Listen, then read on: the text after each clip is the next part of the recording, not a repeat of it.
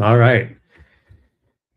I'm trying to watch two games at the same time, guys. It's not necessarily simple, and I think I'm stressing my freaking internet here, streaming two things, two matches, and also doing this live stream. But I'll try to do my best right now. I'm paying attention to the one. Oh, Tigres, hijo de tu puta madre! Oh my god! Holy fuck, dude! Woo! Estuvo cerca. Estuvo muy, muy cerca. Casi le meten gol a los Tigres. Holy shit, Nahuel Guzmán, man.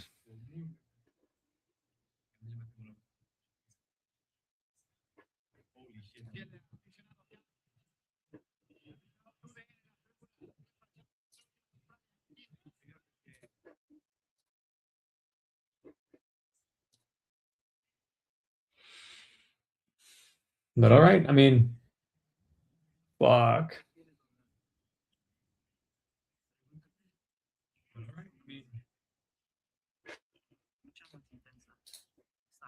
Toluca just scored. Holy fuck.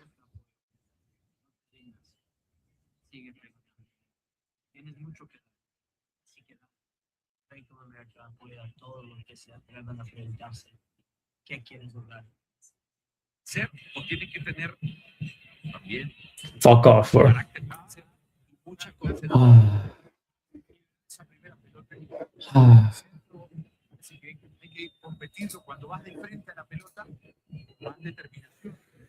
Fucking Toluca just scored. They scored at the 103 minute. Shit is over, man. There's just no fucking way.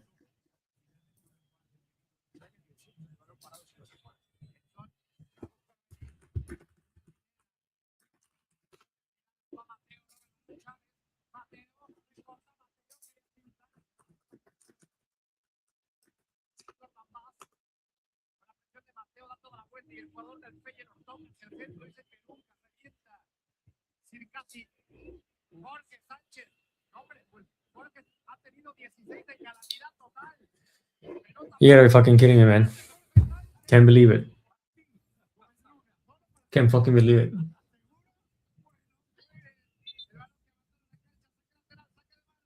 Can't fucking believe it.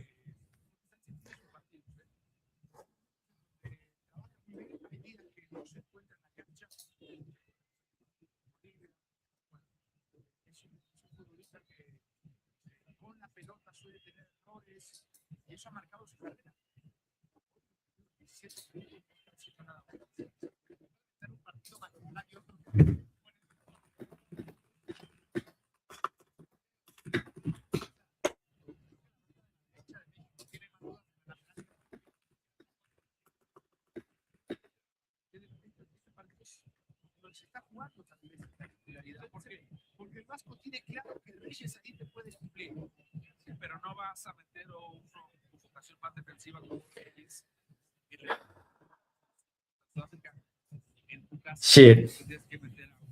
I can't even pay attention to the Mexico game, to be honest with you guys, because fucking Tigres is losing 1-0 right now with 2 minutes to go on the first half of the extra time. Um, fuck. Fuck.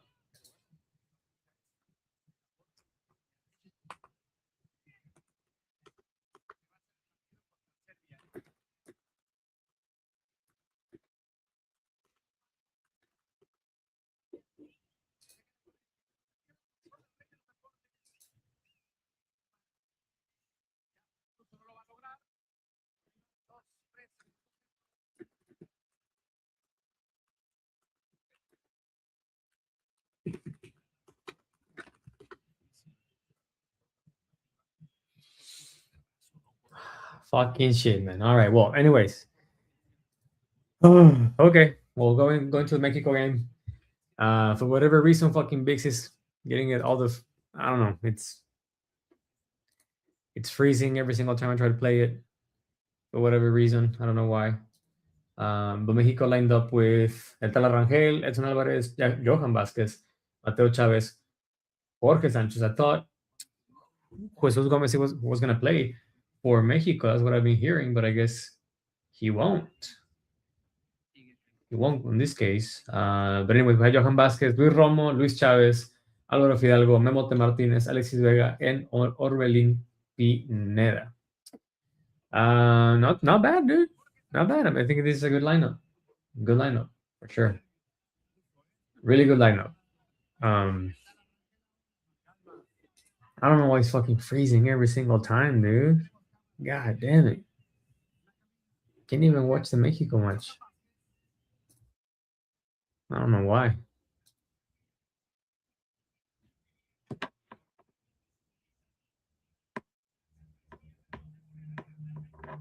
Let me see, because I'm watching the Tigres match on my iPad over here. Let me see if I can put the Mexico game here, and then I'll put the Tigres game on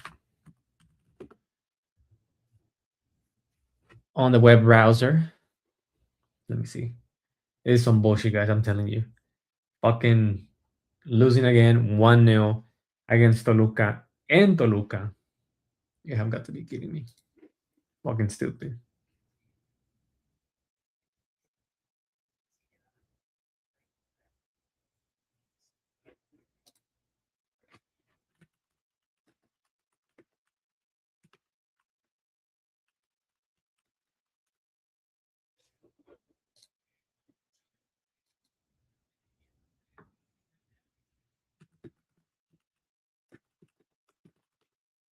All right, now it's working. Why in the fucking hell? I don't know what's going on, but keeps getting fucking. Maybe it's the browser. Let me change browsers over here. Give me just 1 second. I'm gonna change browsers. I don't like using Safari anymore, but I guess I will, because for whatever reason on Firefox, whatever I put on, it's freezing. Let's see if it's the browser or if it's something with the web app itself.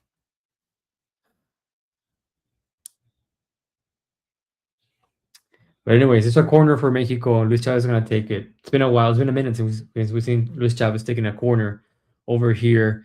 Damn, the freaking Rose Bowl is all packed up, dude. I mean, I was reading that it was at around 70,000 plus tickets sold, but that shit is packed, man. Either people are actually getting the fever of the World Cup, or I guess they just want to see Mexico. I mean, to be fair, the beginning of the year wasn't too great for Mexico, but most recently hasn't been too bad.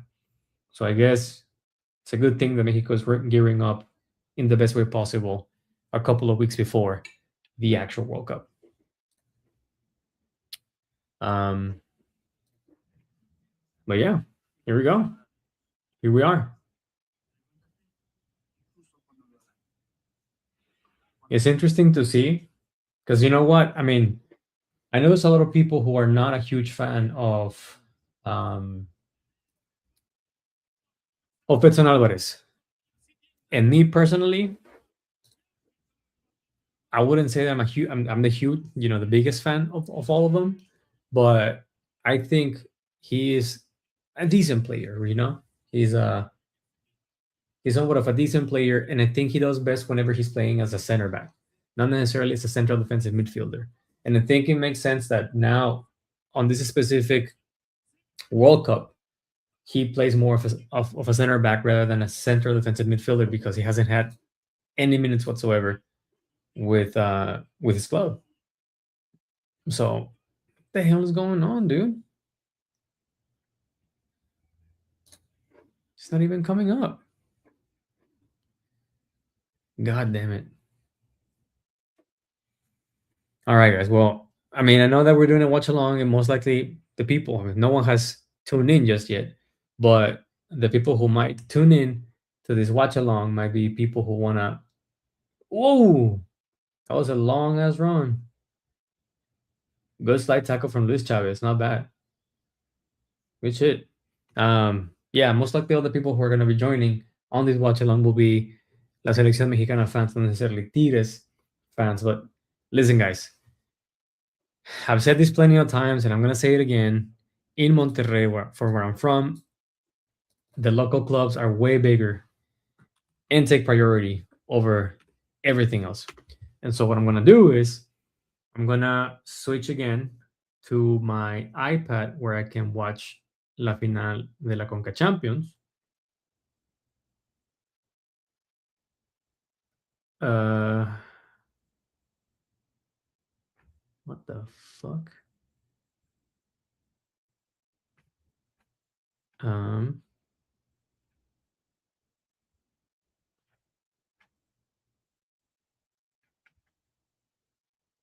get the fuck off, dude. Now it's not coming up. Holy fuck.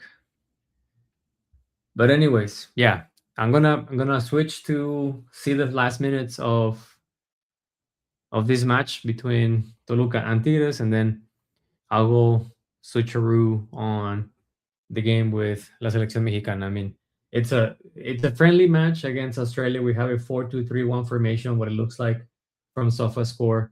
Um, Edson Alvarez, as I said, being a center back alongside of Johan Vasquez. Listen, I think Edson Alvarez, in all aspects, is definitely better than Cesar Montes as a center back. So good to see him on that position. And I think it will be a good test for him. The Australia team is very physical.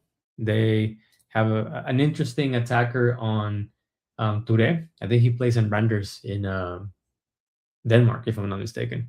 But regardless of that, on the set pieces, they are very dangerous. And whenever you're playing against a team who's that physical, Mexico tends to struggle. So it will be a good challenge for Edson Alvarez to see if he can, withstand um, players like that, like Sutar and Harrington and Circati. So interesting. There's one guy called Italiano. That's hilarious. I didn't know that. That's funny. Your last name is Italiano.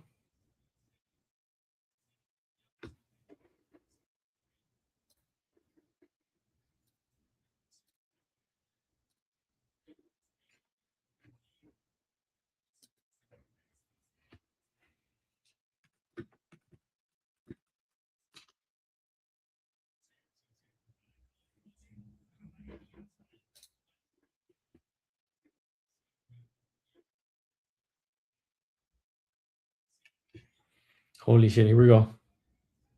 Oh,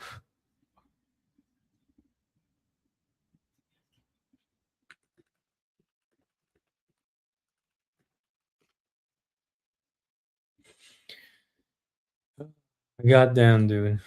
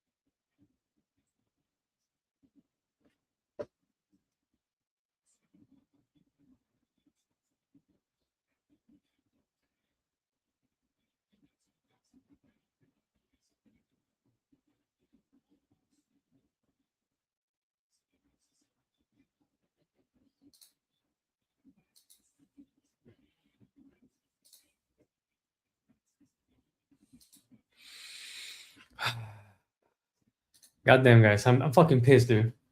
I ain't gonna lie, I'm fucking pissed. I'm pissed off. Ah, fuck this shit. Yeah, fuck this shit, dude. Fuck this shit. God damn it. This is some bullshit. This is goddamn bullshit, guys.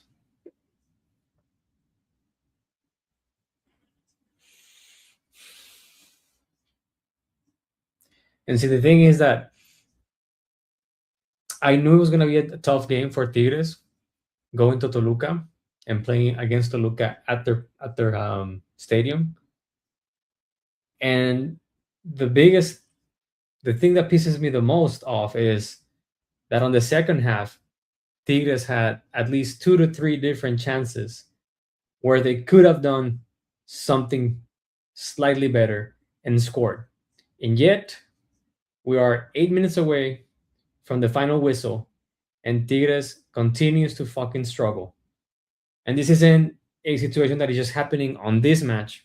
It happened against Chivas on the second leg of the quarterfinals of here we go. Mexico already scored, dude. I even missed that shit. Damn it. Mexico already scored. Hold up. Johan Vasquez scored on an assist with Alexis Vega. Damn it, dude.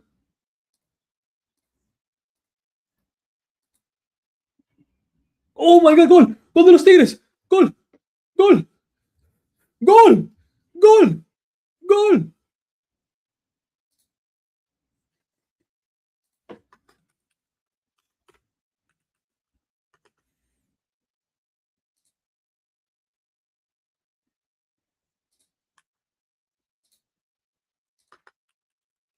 Gol, hijo de su puta madre. Gol, gol, güey. There's todo por estar.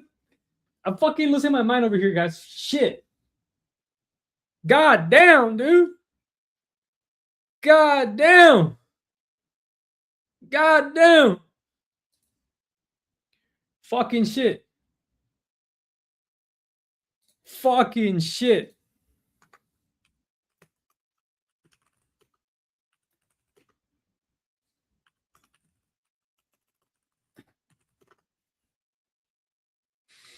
Oh my fucking god. Joaquin scored, tied 1-1, 5 minutes to go. Fucking Tigres can do this shit. Come on. I believe in this shit. Right now, I don't care about la selección mexicana. Right now, I'm focused on Tigres against Toluca for the pass to the Club World Cup in 3 years. Tigres is just fucking tied the match 1-1. Golazo de Joaquin. And I'm missing it, dude, because I'm trying to fucking make it work. I'm trying to pay attention to make sure that the stream over here it's running, but for whatever reason, Bix keeps on fucking messing with it. It's frozen. I can hear it, but I'm unable to follow it. I missed the goal from Mexico. Scored Johan Vasquez with an assist of Alexis Vega. It seems that Mexico is dominating the match, from what I can tell on the freaking board that I have here on SofaScore. But the Tigres game against Toluca is way more entertaining right now. It took almost 115 minutes before it got even better. Tigres just tied with a golazo from Joaquin. God damn, dude. Holy shit. Oh my god. Come on. And you know what? This is perhaps the last game that André Pierre Gignac plays for Tigres. It's perhaps the last game that we're going to see him wearing that yellow shirt, because doesn't really matter what happens if they make it out of here with the championship of CONCACAF or not. He's not coming back. He's not going to be a player anymore for Tigres. So, oh my God. Last December, so almost 6 months ago, Tigres was in the same position against Toluca in the final of Apertura 2025, and they lost on penalties. Again, 1-1 match, if I'm not mistaken, and they lose on penalties. But on that match 6 months ago, the tides were different because Tigres was winning 1-0, and then Toluca tied. And now Tigres is coming from behind on the extra time to tie the match. So I hope the momentum carries Tigres to winning on penalty kicks. All right. So, oh, it looks like we have a one viewer. Thank you so much for joining me. Thank you. As I said, listen, I have both Mexico match against Australia and Toluca against Tigres. But as I was telling everyone else, I mean, you're pretty much the only one here. I hope you stay. But I was saying that I am following closely the match between Toluca and Tigres because, as you can see, I am a Tigres fan. And from where I'm from Monterrey, our home clubs are way more important than la selección mexicana. So this is taking priority for me. So what's going on is I have my iPad with the Tigres match over here, and then I have the Mexico match on my laptop right in front of me. But for whatever reason, as I was saying, um, the freaking image is frozen on VIX for whatever reason. And every single time I try to refresh it, I can see all the freaking ads, but those never froze, right? Those never freeze. But oh well. Here I am, trying to follow both games at the same time. Tigres on the offensive in Toluca with a throw-in, Diego Lainez on the right side of the pitch. And Toluca clearing their ball. Once again, Tigres is on the offensive. It's pretty much all gung-ho, trying to get the second goal. I would rather they finish the match with a second goal rather than going to penalty kicks. But it will be epic if they make it all the way to the penalties and win it with Nahuel Guzman having an amazing display. Again, as I was saying, this could be perhaps the last game of André Perignac playing with the yellow shirt for Tigres de Nuevo León. All right. Oh my God. And I don't know if you saw too, but for those who are La Selección Mexicana fans, you should know by now that Marcelito Flores pulled his one-time national team change, right? And he was called up by Canada to play in the World Cup. But unfortunately for him, earlier on this match, he got injured, and it looks like it was a serious one on his knee because he tried to make a cut inside the box, and his right foot just locked in on the grass. And when he tried to switch, direction and accelerate, you can just tell by his face that he thought that something was wrong, and the knee just blew, man. So, I mean, he left the field on by his own feet, but that could mean very little, right? I mean, it could mean that he had so much adrenaline that maybe he was able to walk on his own. But I don't know, man. Unfortunately for him, he's not. It looks like he won't be playing this World Cup with Canada. Of course, not with Mexico, and neither with Canada. I don't know how big of a blow this is for Canada. But to be quite frank, I mean, I feel for the guy. That sucks that he's missing the World Cup with just a couple of weeks away from it with such a nasty injury. But at the same time, to be quite frank with all the Canadian people out there, I don't know if there's anyone who's going to listen to this or not, but missing Marcelo Flores is not too big of a deal, to be honest with you guys. And I'm pretty sure you guys have at least an MLS player or a Canadian player somewhere sprinkled over a lower tier league in Europe that you can probably call up, even from the Canadian Premier League, right? I think, again, Marcelo Flores, while on paper must represent or appears to represent a solid choice for the Canadian side, I don't think you're missing out too much. I mean, he plays for Tigres, and I can tell you with a lot of certainty that he's not a game changer. He's not a huge impact on the team in any way whatsoever. So here's where I am. I am trying to follow two matches with the match again between Toluca and Tigres taking priority, and it's over. It's over. We're going to no, it's not over here. It's a throw-in. Sorry, that it was over, but we are essentially on the last minute of the game. 121 minutes, 1 minute aggregate. I mean, they should call it off right now. All right, they called it off. We're going to penalty, guys. We are going to PKs in Tigres against Toluca. Listen, I don't know how crazy I'm going to get, but this is massive. For those who are not familiar with CONCACAF Champions Cup, or with Liga MX, over the last 3 years, Tigres and Toluca have protagonized a series of matches on the Mexican League playoffs as well as um, on the international setting, right?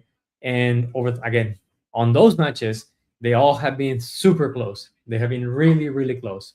Even 6 months ago, when they were when they faced each other for Liga MX Apertura 2025 final, again, as I said, it was a high stakes game with both tying 1-1 and taking it all the way to the penalties, right? And unfortunately for Tigres, then Angel Correa missed the decisive penalty. This time around, it's a slightly different because Tigres is coming from behind. Previously, 6 months ago, Alexis Vega and Toluca were the ones who came from behind and tied the match and got into the penalties with a lot of momentum. So, oh, if Tigres wins this match, if Tigres gets to crown themselves as this edition or this year CONCACAF Champions winner, they will go to the Club World Cup happening, I think, in 2020, 2029, I think, if I'm not mistaken. So this is massive, guys. It's massive. Tigres has won this tournament once in its history against LAFC, like around 5 years ago or so during the pandemic. So this will be the second time they win it. Last time they won it, I think, on extra time against LAFC 2-1, if I'm not mistaken. Huge game from Andre Pierre back then. But right now, it's all about penalties, right? If you're not familiar with Tigres, which I hope you were, Tigres has had for the last 10 years or plus the best goalkeeper in Liga MX, and he is a penalty specialist. Now, the last time these two teams faced each other on a penalty kickout or penalty shootout, he didn't have the hottest game then. Let's hope that with him understanding that this could potentially be the last final he plays with Tigres, that he goes the extra mile and actually, you know, becomes the hero of this match for Tigres. Back then, also Tigres, I think they didn't have Andre Brigignac on the list of shooters. So this time around, they have it. Hopefully, El Gordo can also leave this match as his last game with Tigres with a trophy on his hands. So let's see, guys. Right now, they're throwing the coin to see where who's going to shoot first and which side of the pitch they're going to be shooting. All right, they're going to be shooting next to the fan bases, next to las barras. There you go. Holy cow, dude. Holy fucking cow. I don't even want to see my fucking WhatsApp uh, group chat because I'm pretty sure they're gonna be fucking spamming, and they're probably like a couple of seconds ahead of my stream over here on Bix. So I'm just gonna quit WhatsApp and I'm just gonna focus on the match right here that I have in front of me. Hell, you know what? I'm gonna close this window because I don't want to spoil it. So I'm closing the sofa score window of Tigres against Toluca because I don't want to spoil it because that thing is like a couple of seconds ahead of my stream. So I'm just gonna focus here. Toluca is going first on the penalty kick out, and we'll see. And listen, for Mexico, it looks like Mexico is dominating, man. I mean, we expected this. We expected to see Mexico. At least I expected it. I thought Australia was going to be a little tougher than what the statistics are showing, right? I'm unable to see the freaking game because, again, VIX, even though I have audio output, the image is all frozen. But what I can get from here on the SofaScore summary page, it looks like Mexico has had all the attacking momentum. And, of course, they're leading 1-0 with a goal from Johan Vasquez and an assist of Alexis Vega. So it seems like maybe Mexico's having a good day out there in Carson, California, with a shit ton of fans. 70,000 plus people bought tickets for this game. So it's nice to see that people are now rallying up, getting that World Cup fever over there in California. It'd be nice to to go to a Rose Bowl game. I ain't gonna lie. Ain't gonna lie, guys. Holy macaroni, man. I'm stoked. I'm nervous because here we go. Toluca is shooting first. Come on, Nahuel Guzman. Come on, baby. This is perhaps your last final with Tigres. Come on, man. You gotta make this, boy. Come on. Toluca is going first. And by the way, Toluca pretty much, they use all of their subs and they took out pretty much all of their star players, right? They don't have Paulinho in. Elinho is also out. I think El Canelo Angulo is also out. And so, technically speaking, all of the best shooters are not on the pitch right now. So here comes Toluca. Toluca. Oh, shit. All right, they scored. But it was close. Nahuel. All right, it was close. Good shot from Toluca. Nahuel guessed right on the direction of the penalty, but he couldn't reach it. So here we go. Here we go. Come on. Tigres is up next.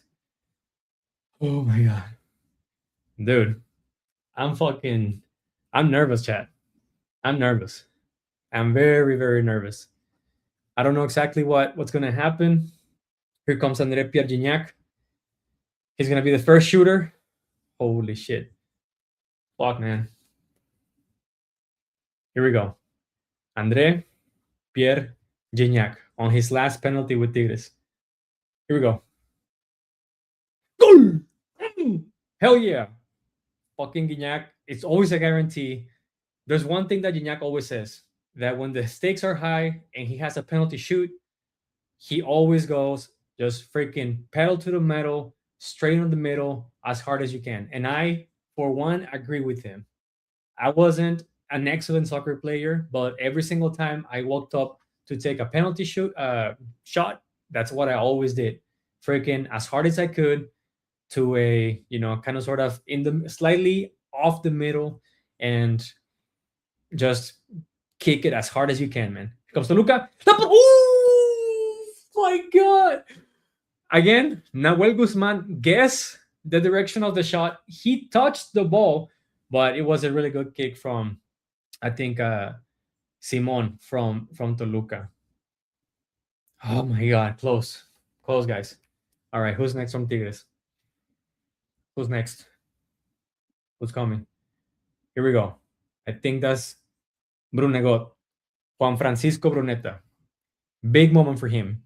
One of the biggest criticism for Bruneta has been that he's always been frozen out during big games. So we'll see if he can score on this penalty shootout. Here comes Bruneta. Here comes Bruneta. Good fucking shot. Good fucking shot. Let's go. Venga, venga. Vamos, pinches Tigres. My fucking god. Good shot from Bruneta. And I have to say that Luis Garcia from Toluca hasn't guessed the direction of the shot on any of the two PKs that Tigres has taken. Here we go. Third penalty shot from Toluca. I think that's Pereira, if I'm not mistaken. That's the center back. Uruguayan. I think he's also going to the World Cup, if I'm not mistaken. Here it comes. Oh, once again, freaking Nahuel guessed the shot and just could not stop it. Just couldn't stop it. Oh my god. Oh my god.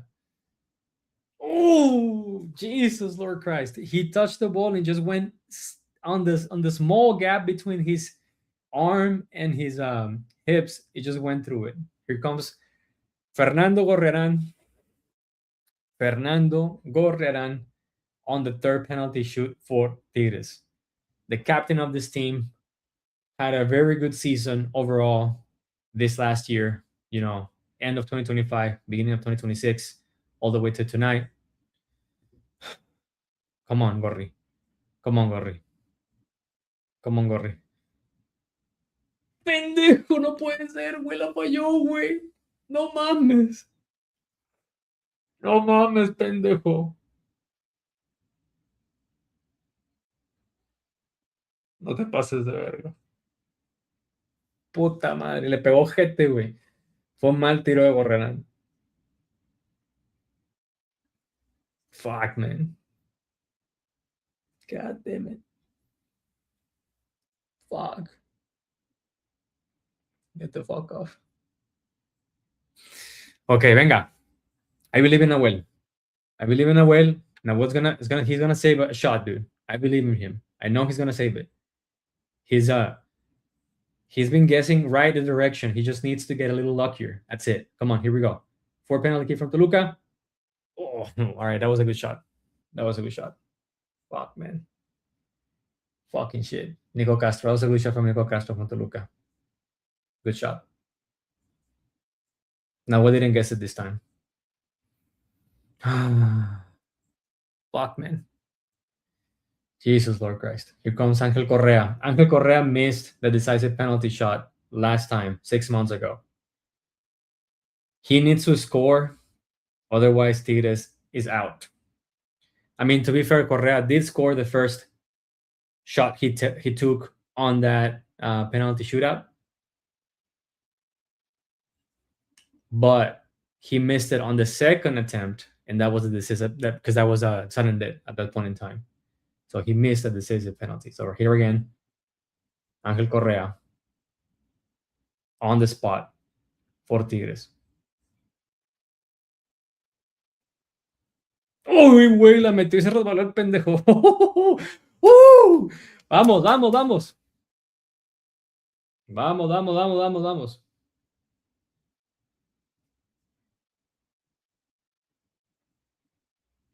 Wait, hold on. Are they gonna freaking repeat it, dude? The hell? What is he talking about, bro?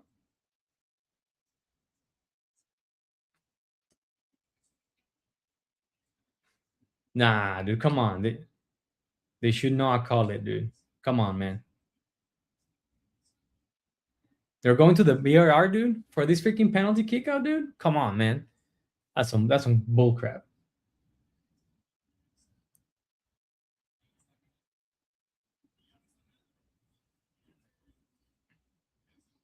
All right. All right. Nothing to go to the VAR. It's good. It's a good goal. Here it comes. Okay. Here we go. This is the last penalty, dude. Nahuel Guzman has to save it. Otherwise, Toluca is going to the goddamn Club World Cup. Come on, man. Come on, man. Please. Please, Nahuel. Please, Nahuel. Come on. Come on, come on, come on.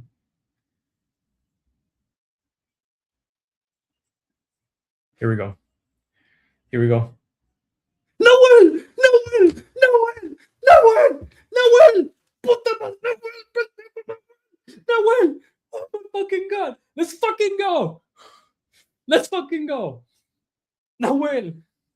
¡Oh! ¡Sí! Nahuel Guzmán. El mejor pinche portero de la Liga MX. Oh my fucking god. ¡Woo! Venga. Vamos, vamos, vamos, vamos, vamos. Tiene que meterla. Tiene que meterla Diego Lainez. If Diego Lainez doesn't score, shit is over. Oh my fucking god. Oh my fucking god. Come on. Come on, come on, come on, come on, come on, come on, come on, come on, come on. Come on. Come on. Diego Lainez.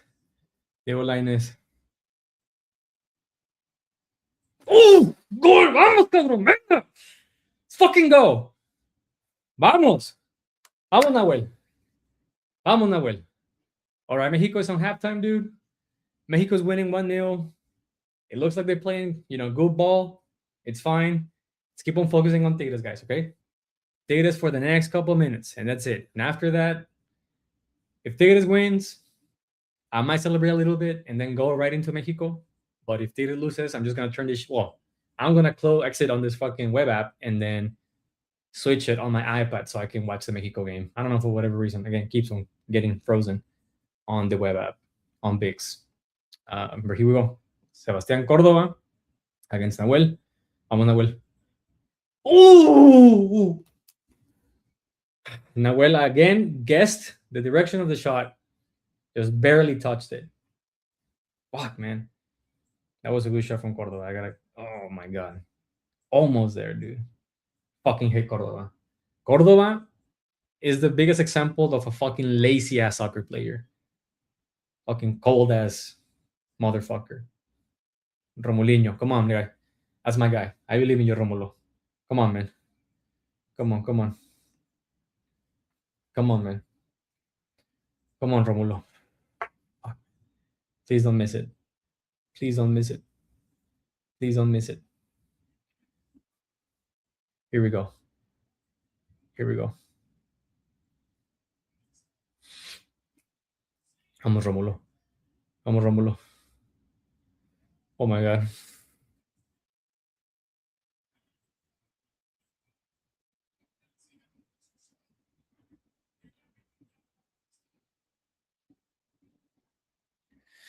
All right, Nahuel's getting a yellow card for doing his show or whatever. Come on. Nahuel, come on, Nahuel. Come on, dude. Fucking shit. I don't even. Jesus, Lord Christ. Come on, man. Vamos, Romulo. Vámonos. Vamos, vamos, vamos, vamos. Here we go. Romulinho. ¡Vamos! ¡Woo! ¡Woo! God damn, dude. ¡Woo! Vamos, Nahuel. Vamos, Nahuel. Vamos, Nahuel. Come on. This guy who's coming up to shoot for Toluca, he was the last one who shot 6 months ago, and he won the game for Toluca. Come on. Come on, Nahuel. You got this, dude. Come on, dude. I believe in you, baby. You got this, dude. Come on. Come on, Nahuel. Oh, fucking shit.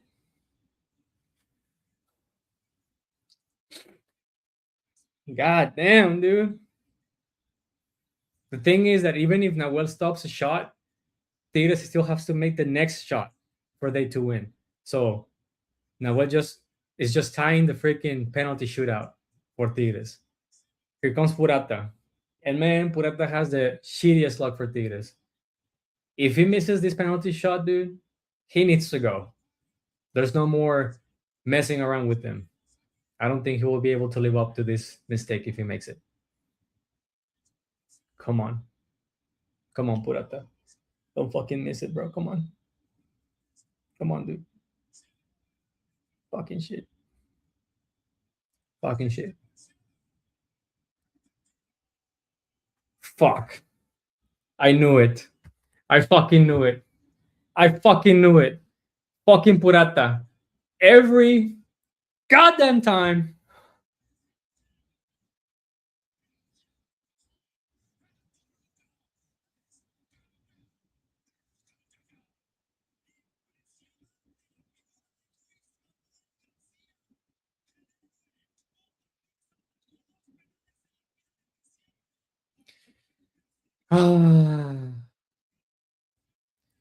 Fucking Juan Purata, man.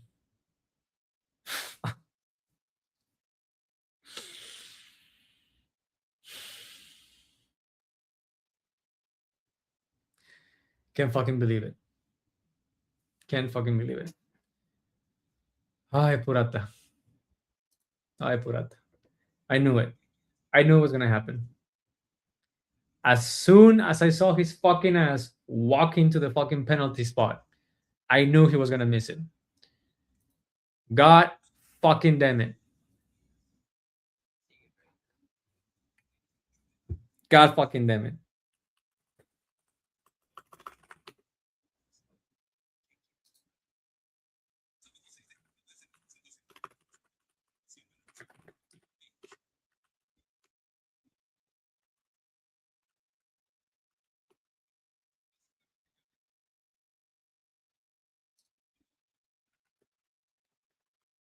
You know what, guys? Before I go 100% to commentating on the Mexico match against Australia, I just have to say this.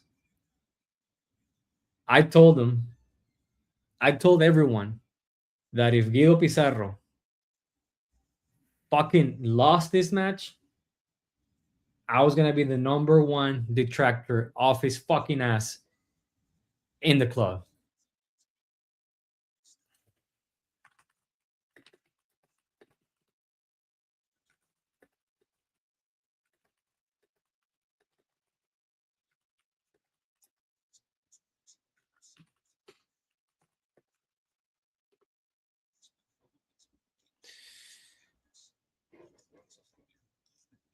So yeah, I am going to be the number one enemy of Guido Pizarro. I just am. I am. I am, and I will be. I am going to be his number one fucking hater because he fucking deserves it, dude. He fucking deserves it. He deserves it. He fucking let go of a 3-0 advantage on the second leg against Chivas, and now this fucking shit.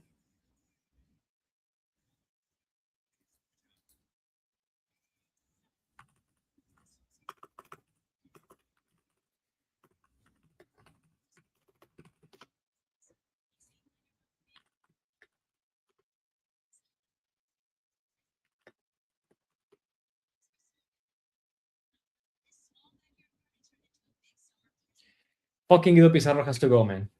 That's all I have to say.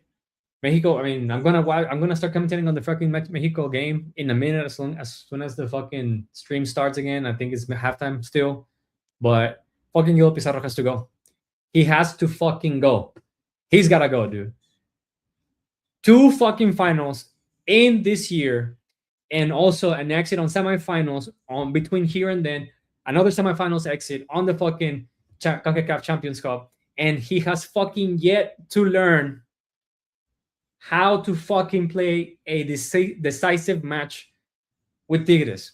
What is this fucking bullshit of playing it safe and not attacking? Fucking Toluca was knocked out on the second half. At the very beginning of the second half, Tigres could have fucking go up front and take advantage and score at least one goal, dude. But this motherfucker, yet again, chooses to not change the fucking strategy in the middle of the game.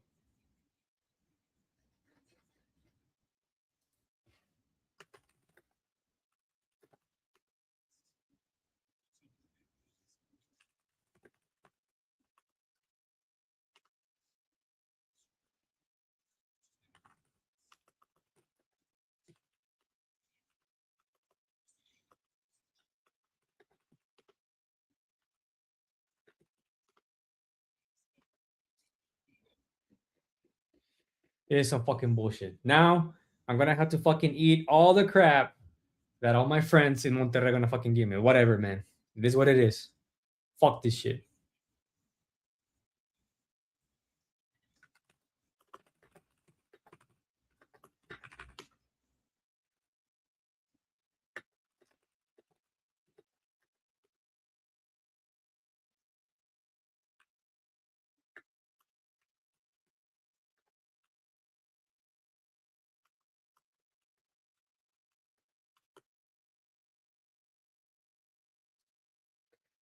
This is some bullshit, guys. All right, I'm gonna move on.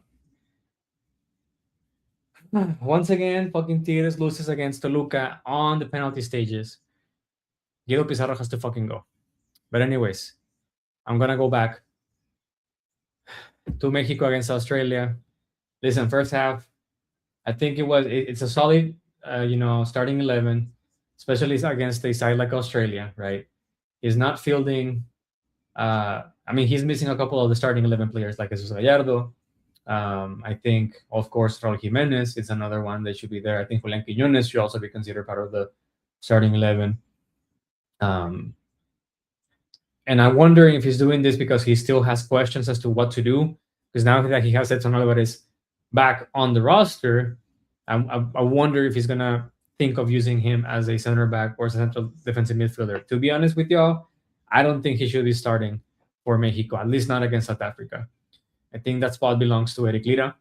Eric Lira has had a very solid season with Cruz Azul. I mean, a whole year for Cruz Azul, to be quite frank. And I think he deserves a spot to be the number one choice for that role with Mexico.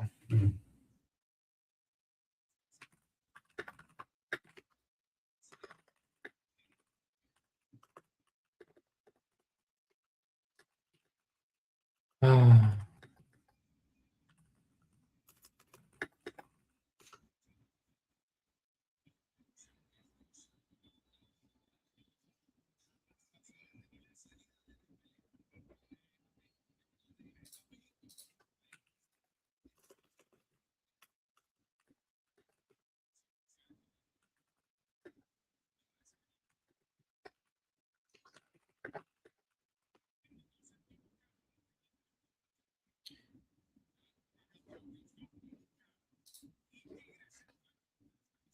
Ah.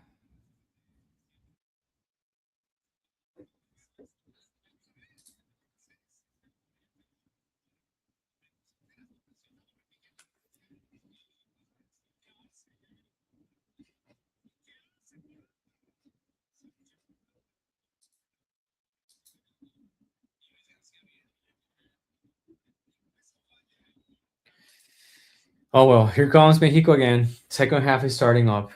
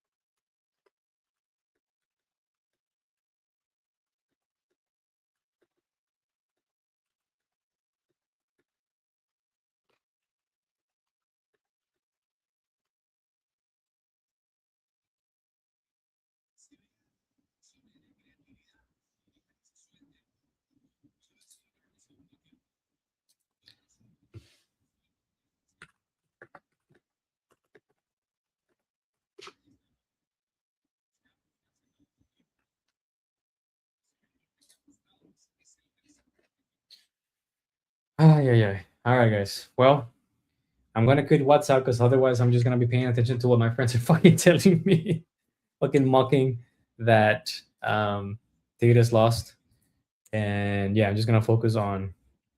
Uh,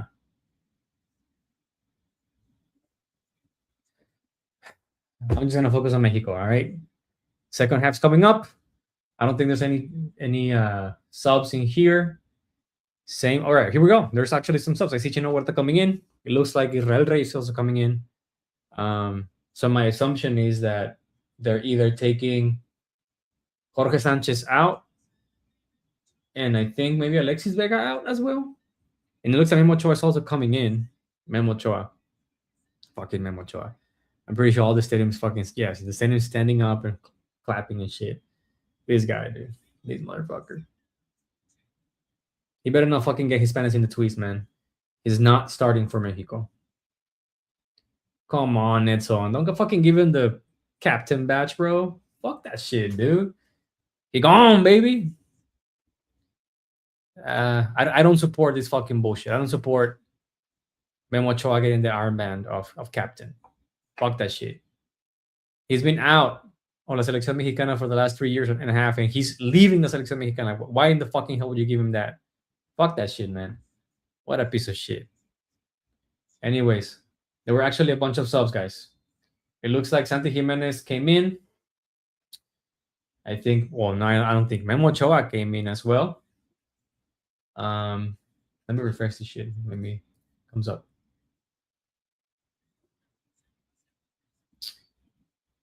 So far, only those two subs, Guillermo Ochoa and Santi Jimenez, coming on the pitch for Mexico. It looks like Chino Huerta as well. So I guess a bunch of the subs already happened and just haven't, at least I haven't seen them on SofaScore, and I don't see the banner on the stream over here saying which ones are in. That's a nasty ass goatee beard from Johan Vasquez. Someone tell the guy to just take it off, bro. He doesn't have the face for that kind of shit. God damn it. Why players get they choose to be fucking tacky, bro. That's a nasty goatee. He does not have the fucking chin to pull it off. Oh shit. Then look at that Sutar guy, dude. He's big as hell. Look at him. She's a freaking tower, bro. Like no one can hold him back, dude.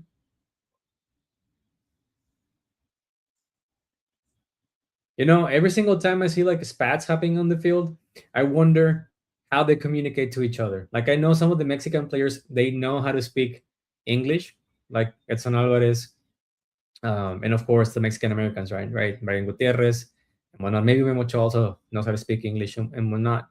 But I wonder if like Luis Romo and all of them.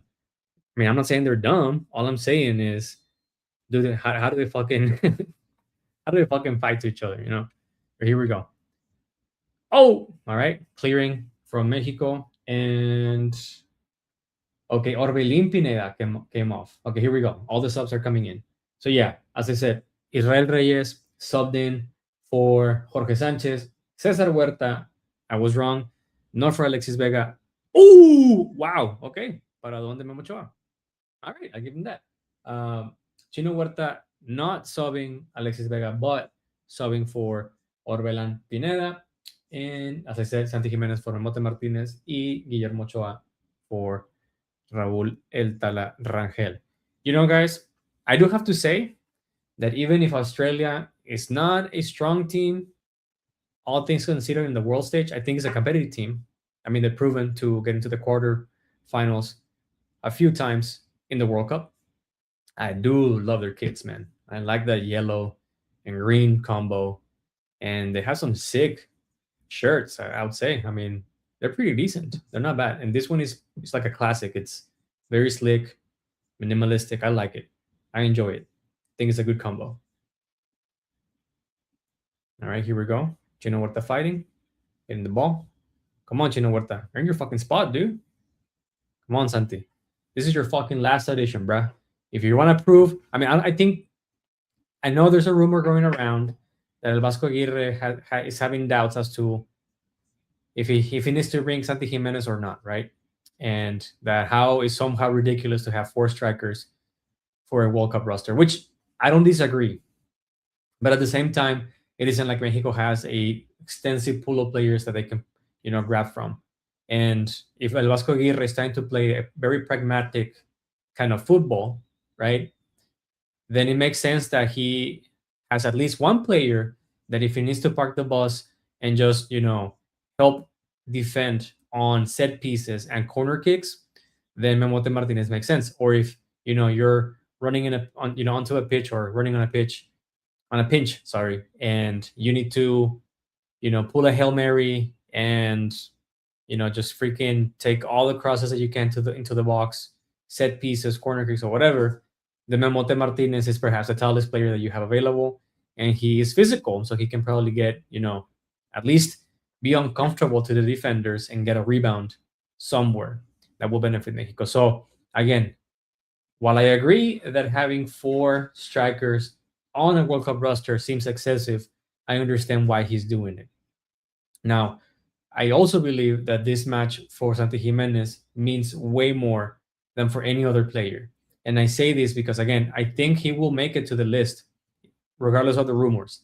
But this game specifically will set the tone to determine if Santi Jimenez is, in fact, the second choice striker for those times when Javier Aguirre wants to play with two strikers at the very beginning of the game, or if he's going to go down third on the pecking order behind of the likes of Julian Quiñones and even Memote Martinez. While I think Julian Quiñones will not be used as a lone striker position, he most likely will be a false nine or even a winger because he knows how to play as a winger. And we all know that Javier Vasco Aguirre likes to play 4-4-3 formations, generally speaking. So one of those wingers can easily be, damn, that fucking two is fast, dude. Look at that. I mean, well, Johan Vasquez and Edson Alvarez are not fast necessarily, but that guy's not too bad. I almost bought him on my career mode in FIFA, but then I saw his potential and I just said, nah, I could probably find someone better. But yeah, anyways, as I was saying, this is a big audition for Santi Jimenez to prove that, to prove if he is still in contention to be the second striker on the picking order, or if he goes down a tier on that prioritization list, right? Uh, so we'll see. Again, Julian Quiñones, I think he's a menace, bro. He's, even though he's playing at the Saudi Pro League, and it's debatable of how good of a level it has, right? He was the top scorer on the league, and that's something that not any of the strikers in the Selección Mexicana can actually, claim, with the exception of La Hormiga Gonzalez, who won the top scorer of Apertura 2025 and was in contention for this Clausuras 2026 top scorer accolade. So, yeah, I mean, Julian Quiñones, I think, is just in another level compared to the other strikers, maybe with the exception of Raul Jimenez. But Raul Jimenez is not a striker known for being a goal scoring machine, right? He's more of a well rounded striker who it's clinical when needed, who has a good long distance shot, and also knows how to play for the rest of the team. He can play as a number 9, he can play as a winger, he can play as the target striker to either fend off the opposition and open up the spaces for the wingers, or just retain the ball when needed. So he's more of a more arguably a more well-rounded striker, uh, and he is definitely the one with the best form, uh, all things considered, right? Because if we only look at goals scored, then of course Julian Quiñones is the obvious winner. But if you take in consideration the league where they're playing, the different teams that they faced against, the contribution overall to the team, I believe Raul Jimenez comes up top on every single one of the strikers available, right? So, listen, I think it's pretty obvious that the people who are gonna get caught on this roster will be. Let me look at the bench. I mean, Kevin Castañeda ain't going. I don't think he's going, and I don't think Jesus Gomez is going either. And so if you take those two out, I think that's it. I think that's the entire list, I believe. Let's count them. Let's make a count over here. So we have Julian Quiñones for sure is going, so that's 1. Hormiga is going 2. Obed Vargas 3. Brian Gutierrez, he's going 4. Kevin Castañeda not going 5. Gilberto Mora going 6. Jesus Villarreal going 7. Cesar Montes going 8. Jesus Gomez 9 not going. Eric Lira 10 going. Acevedo 11 going. Santi 12, I think he's going. Cesar Huerta 13, I'm not too sure if he's going or not. 14, Israel Reyes, he's going. And Memo Ochoa 16, he's definitely going. So there we go. We have, yeah. I don't see a way or a reason for El Vasco Aguirre to cut any other player besides Kevin Castañeda and Jesus Gomez. And I understand that Jesus Gomez is, in theory, the shoe-in replacement for Johan Vasquez, right? Jesus Gomez is a left-footed center back, and understanding that you do have people, you have center backs on reserve, right? You have Israel Reyes, who can play as a center back. You have Cesar Montes, who it's, if not your starting center back, another center back that you have available. Then you have Johan Vasquez. Edson Alvarez can play as a center back. Luis Romo can play as a center back. So you are definitely covered on that end. But none of them are a born left-footed center back. Here comes a set piece from Australia. Let's see how Mexico defends here. Man, even like the tallest Mexican players are tiny next to the freaking Australians, man. Especially to Sutar or Suter. I don't know how they pronounce it. I don't know if it's Sutar, if it's Sutar or Suter or Suter. I don't know.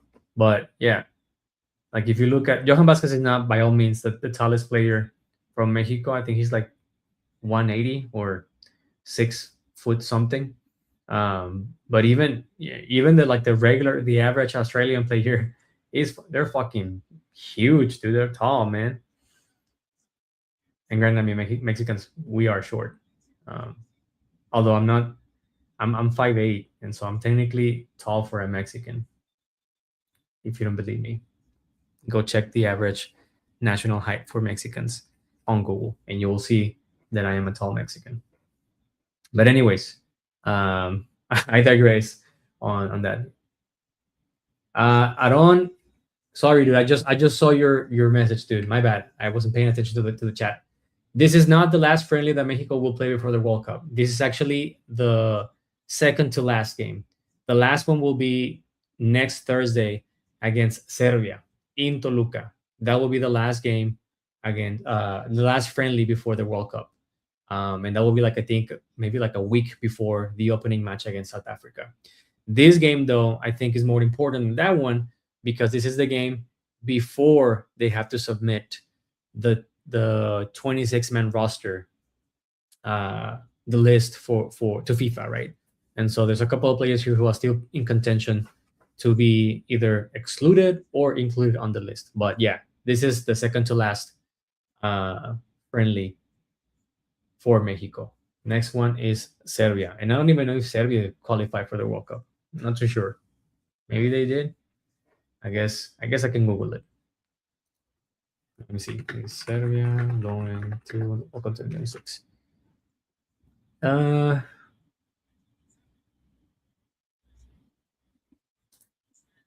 Okay, Serbia is not going to the World Cup. All right, so they're not going, but Mexico's playing against them in Toluca next Thursday, June 4th, if I'm not mistaken, and that will be the last friendly match of Mexico before the World Cup.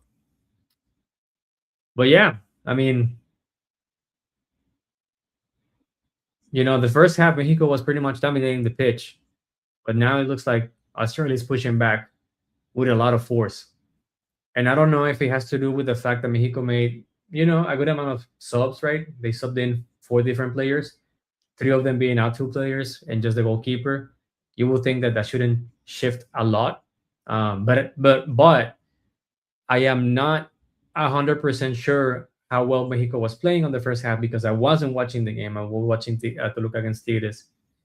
And that went all the way to extra time and then penalty shootout, and Tigres lost. So don't ask me how I feel about that game. But yeah, I cannot give you a good assessment of if Mexico actually dropped in form, in the halftime. But definitely, I mean, Australia is dominating right now the pitch, dude. By all physical stuff, right? It isn't like they're playing, a very fluid, alien-like football right now.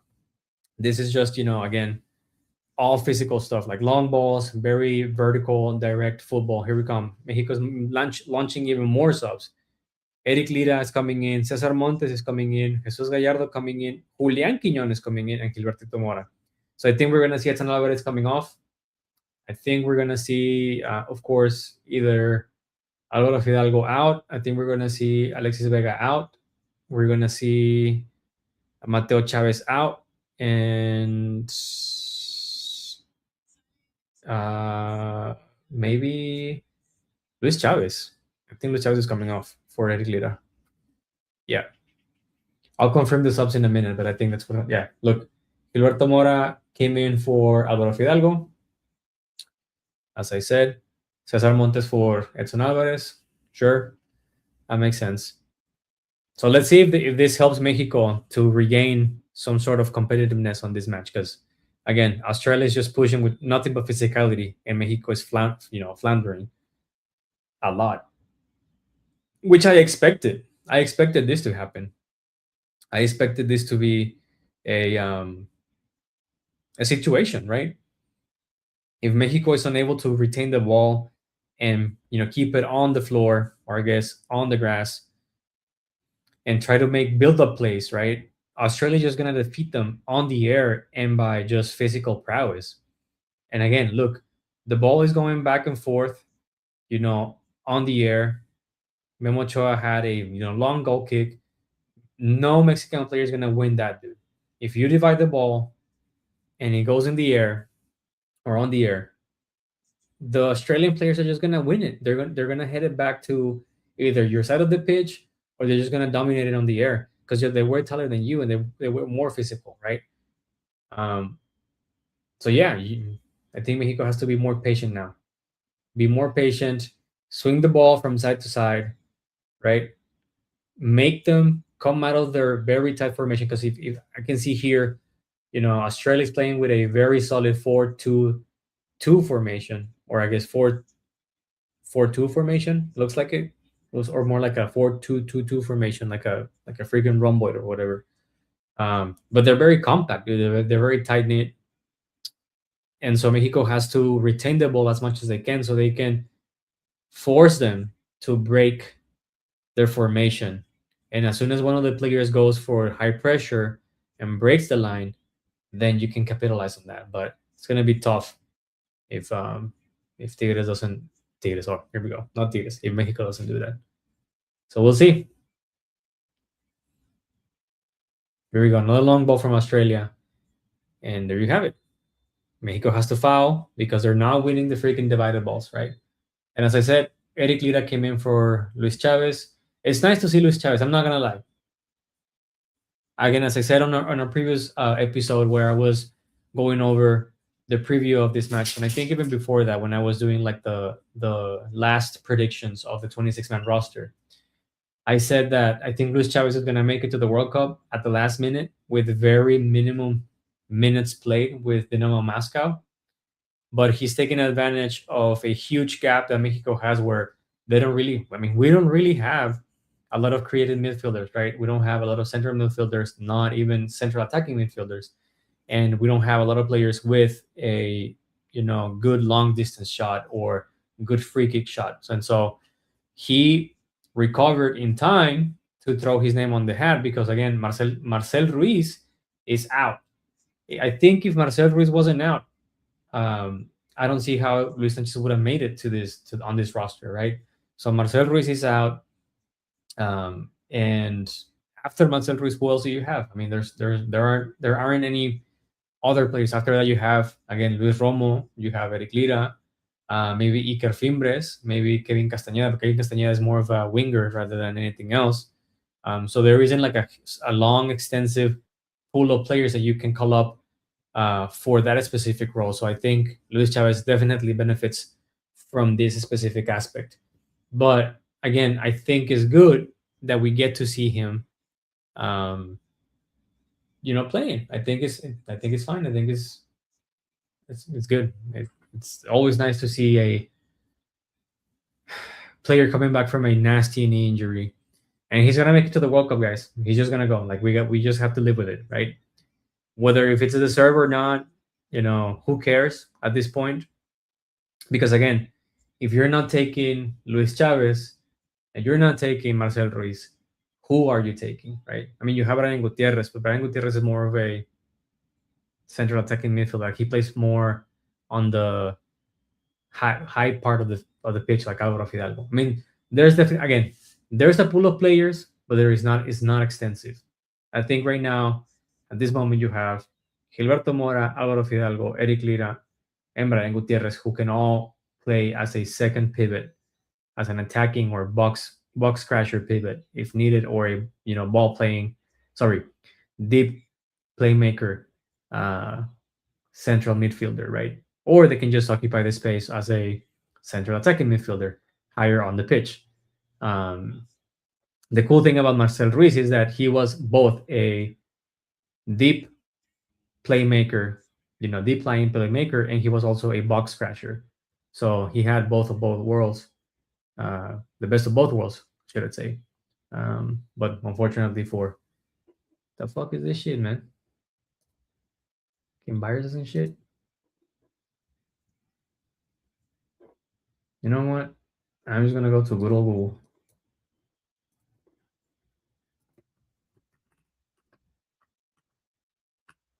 That is the second time that it happened. I don't know why. So I'm not gonna risk it for the biscuit. And I'm just gonna put it on Google. Here we go. But yeah.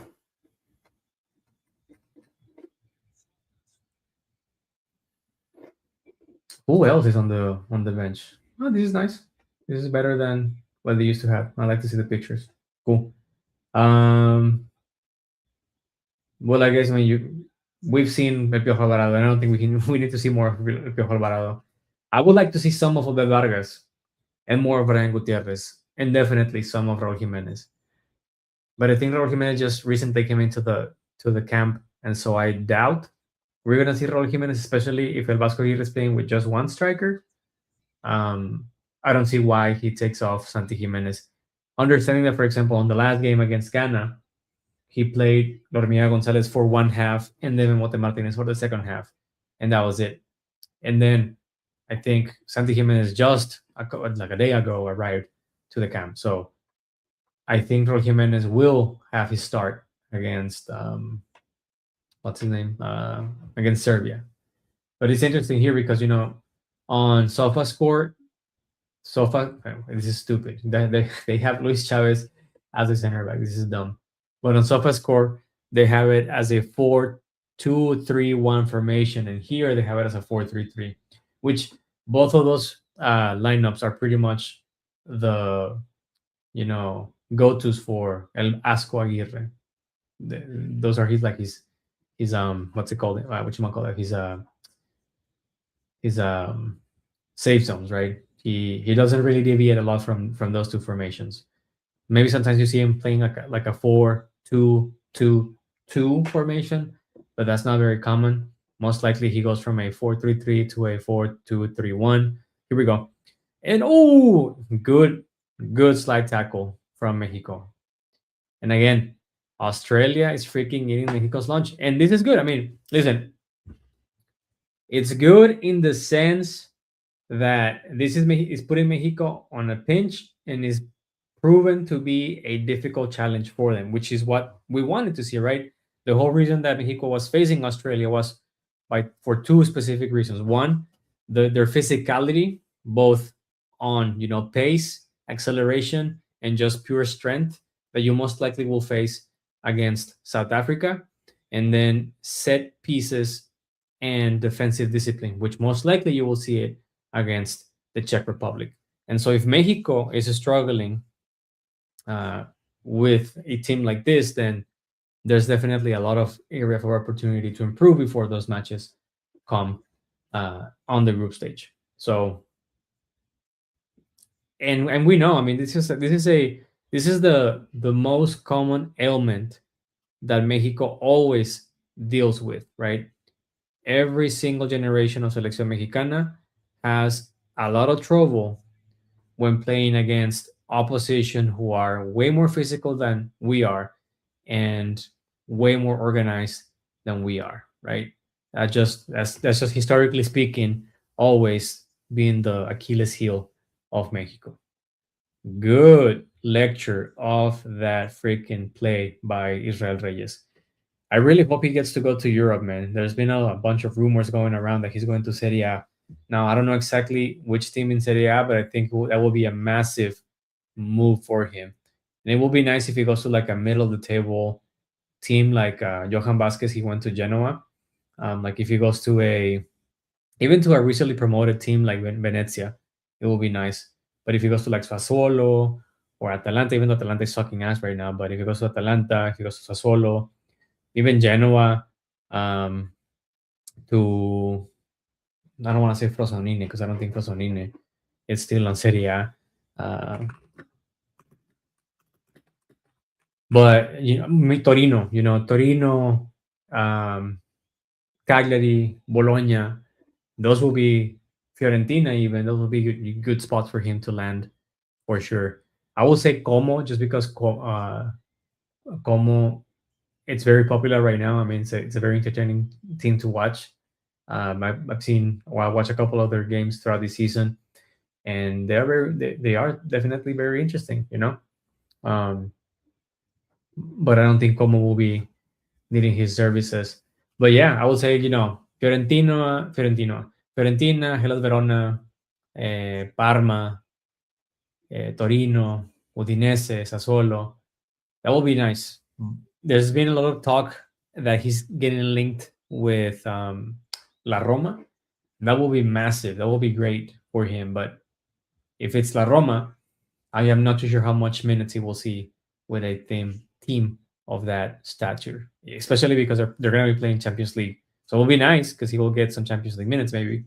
But being at a Champions League playing team, it goes without saying that normally the rosters tends to be slightly larger, meaning that there's heavy rotation because of the amount of games you're replaying between, the regular local league, the cups, the national cup, the league cup or whatever. They have a couple of different cups, domestically speaking, and then of course international games with La Champions League. So that will be nice.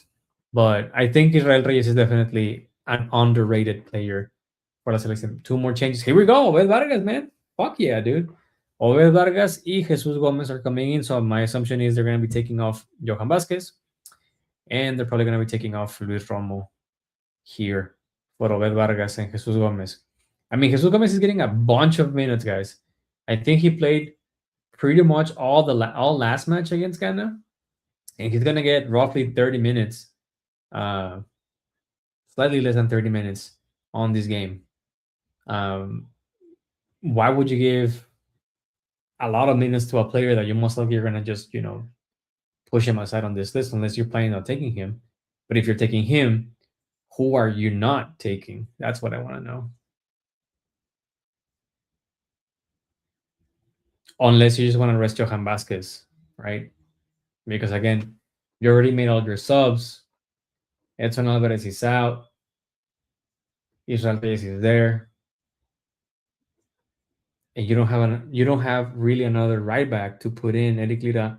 I guess Eric Lira is there, and Eric Lira can play as a center back, but what would you put Eric Lira against freaking towers? I mean, all the freaking tall ass towering over players of Australia with such a short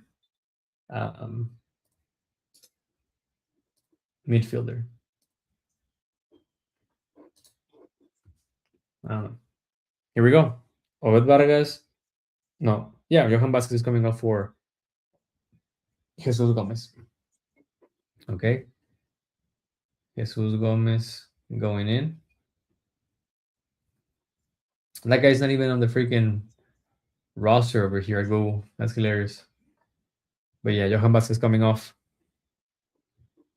And Jesus Gomez coming in. Jesus Gomez plays at Tijuana. For those who don't follow Liga MX as much as I do, Jesus Gomez plays for Tijuana, Los Celos de Tijuana. And actually, he's been having quite decent seasons with Tijuana. And granted, Tijuana is not a huge team in Liga MX. They are like a mixed team where some seasons, they will be the dark horse and surprise everyone, making a strong run for Liguilla, which are the Mexican playoffs. And even, surprise people getting into the semifinals. But it's been a while since they made it out of the quarterfinals in Liguilla. But for them, qualifying to Liguilla and having a strong display in the first round of Liguilla, it's definitely a good season, all things considered, because most likely they're going to get to sell players to the bigger teams of Liga MX, which this is how they make their money. And every now and then they will just settle for maybe, contesting a championship every so often, like every, I don't know how many years. They have won La Liga MX, I think, once, if I'm not mistaken, back in like 2012. So it's been a while. It's been a minute since the last time they won. But there been I think it's one of those teams where it's like if I had to compare it against a team on the English Premier League, I would say it's like a Brentford. It's like a Brentford or like a Bournemouth or like a Crystal Palace maybe, where they are a mainstay of La Liga MX. They are a somewhat entertaining. Here we go.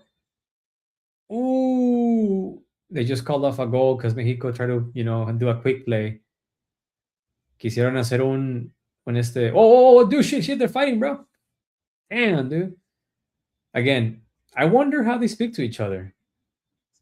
I wonder who knows English and whatnot, or who from these Australian players know Spanish, or if they speak another language, like maybe Johan Vasquez speaks Italian, some of these guys speak Italian. But anyways, Mexico did a madruguete. They tried to play the ball quickly, and they just call it off. Shit, what's going on, dude? All the fucking players in the middle, pushing each other and shit. The Irvine guy from St. Pauli. What's going on?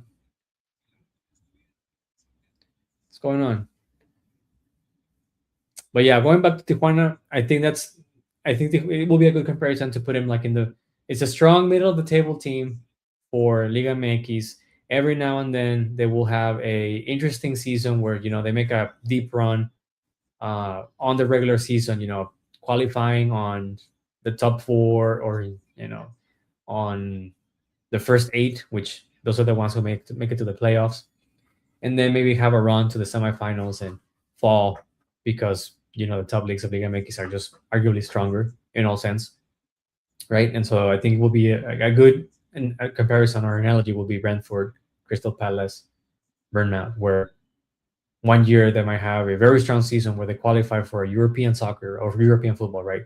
Either Champions League like Bournemouth did right now, or Conference League or Europa League, and have us make a surprise, make a splash, winning FA Cup, winning the Carabao Cup. I don't know, you name it. I think Cholo de Tijuana is on that specific tier of teams in Liga MX. Here we go. All right, they called off the goal that Gallardo had a score with a madruguete. It's going to be a direct shot for Mexico. It looks like Santi Jimenez wants to take a shot at it. He's got a score, dude. He hasn't scored in a while. I was going over his. I think Gilberto. No, who was that? Gilberto Mora. Yeah, I think Gilberto Mora took the shot right on the fence. I was looking over Santi Jimenez's stats the other day while I was making the script for the last video we published a couple of days ago. By the way, thank you for watching it. We had some good reception. Like for us, a good video has more than 500 views. That one had roughly 800 or close to 800, like 750 plus. So it was a good video. Not too bad. Thank you for watching it. But while I was doing my homework for that video, I was looking at the stats of Santi Jimenez, and he has one goal scored in 18 matches of this year, dude. One fucking goal on 18 matches. And the biggest one for me as well was he has a good rate of big chances created, right?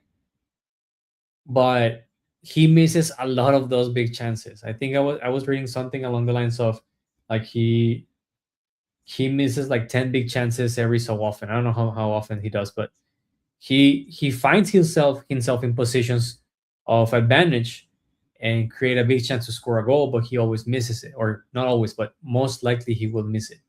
That's not a good stat to have, to be honest with you. And so it isn't just a matter of he doesn't score a lot of goals. It's a situation where he is where he's supposed to be. His finishing is underdeveloped still.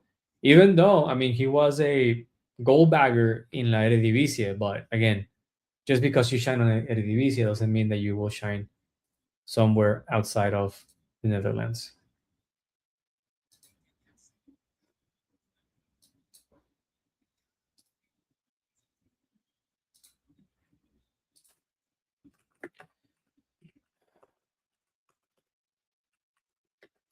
All right, they're doing a hydration pause, and I think this is going to be more common than we think it will.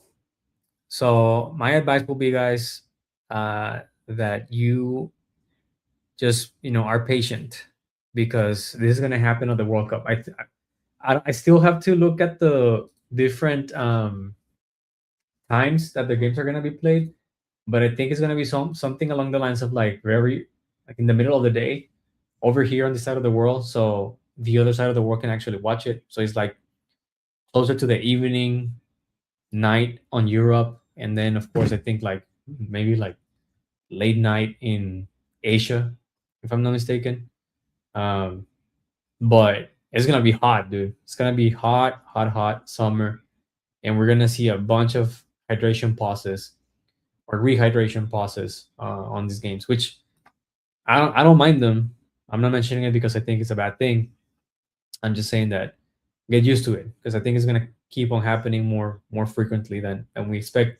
And I don't think it's gonna be just a FIFA thing. I think it's gonna happen more often as years go by on all leagues, specifically on this side of the world. Because of course the European leagues they start close to the end. Oh, penal!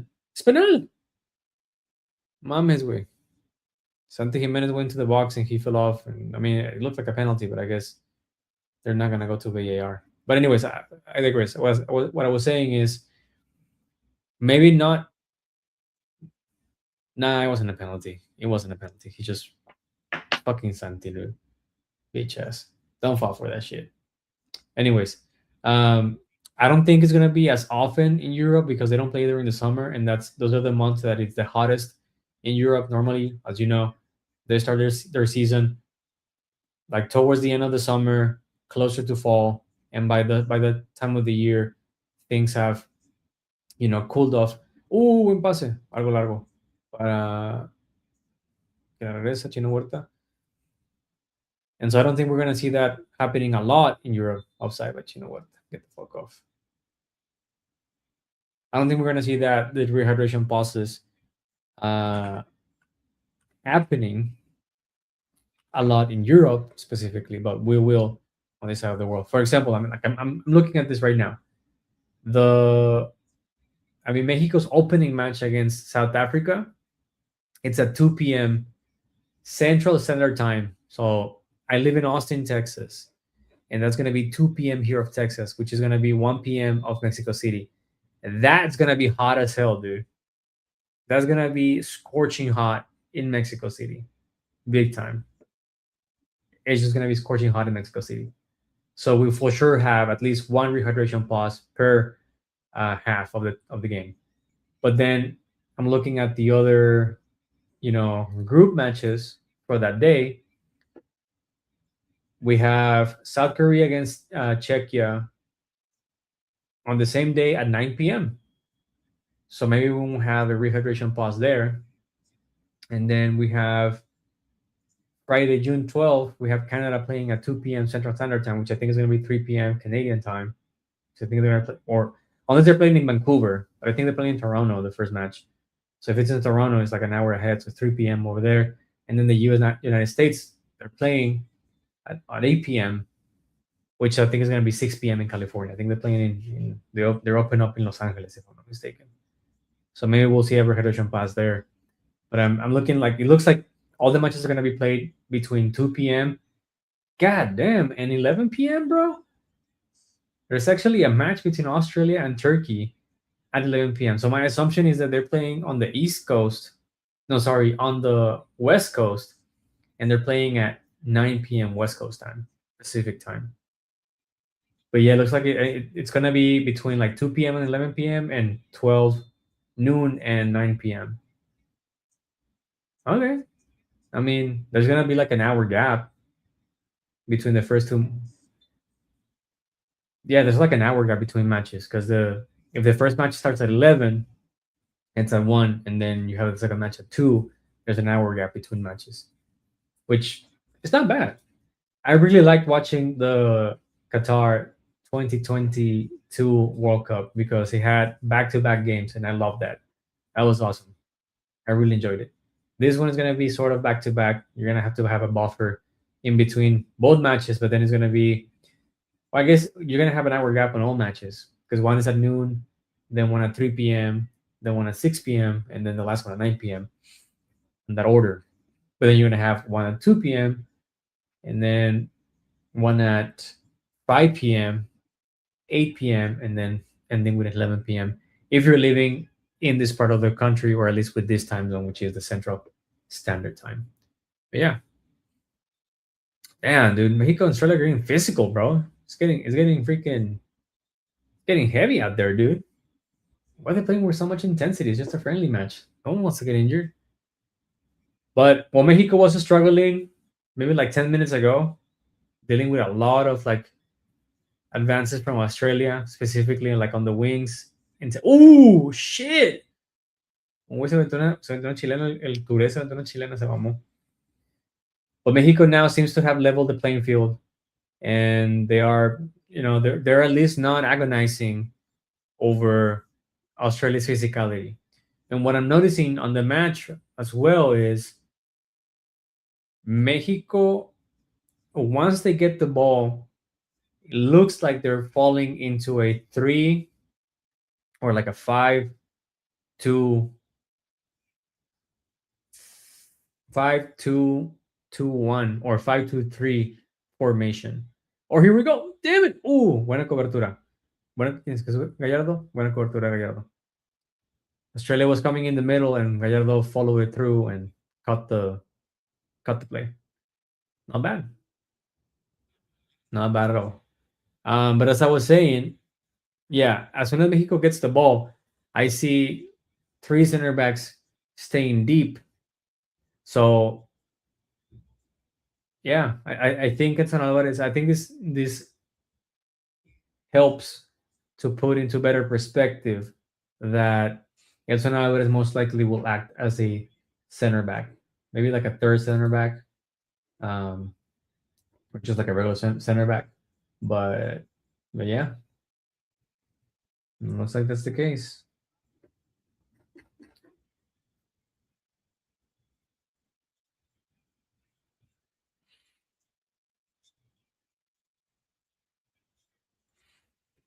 You know, I mean, I don't know how long have you guys been watching our videos, but 4 years ago we started and we were doing like both the USMNT and La Selección Mexicana. And I think it was the end of last year or beginning of this year. I think it was the middle of last year. We decided to just focus on Mexico because I mean this is not my full time job. I do this as a on the side. I don't make any money out of this. I'm just doing it as a hobby for now. Um, I do have like a full time job, anyways.